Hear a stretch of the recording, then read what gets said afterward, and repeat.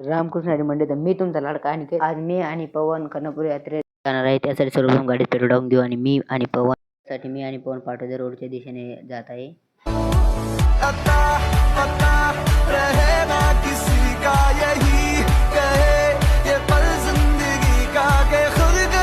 Railway station जवळ आल्यास आम्हाला सिग्नल भेटले. त्यानंतर थोडं पुढे गेल्यानंतर आम्ही कर्णपुरात तुम्हाला ते पाहणं ते दिसत असेल. त्यानंतर गाडी पार्क लावून आम्ही कर्णपुरामध्ये एंटर केलं.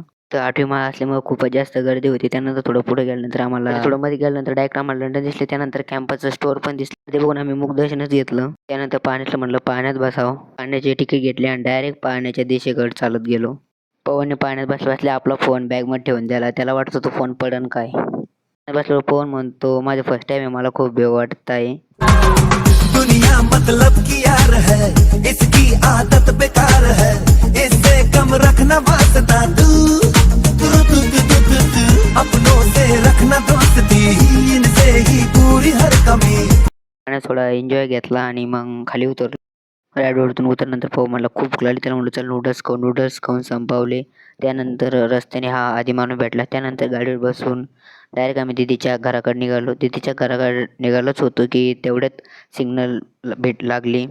त्यानंतर मग दीदीच्या घरी पोहोचलो. तर दीदीच्या घरी पोहोचताच भाऊजींचं ऑफिसचं लॅपटॉपवर काम चालू होतं आणि दीदी आमच्यासाठी स्वयंपाक करीत होती. दीदीने आमच्यासाठी अति सुंदर सोयाबीन चिल्ली बनवली होती, ती पण संपवली. Thank you for watching. Bye bye. तर ब्लॉगसाठी सबस्क्राईब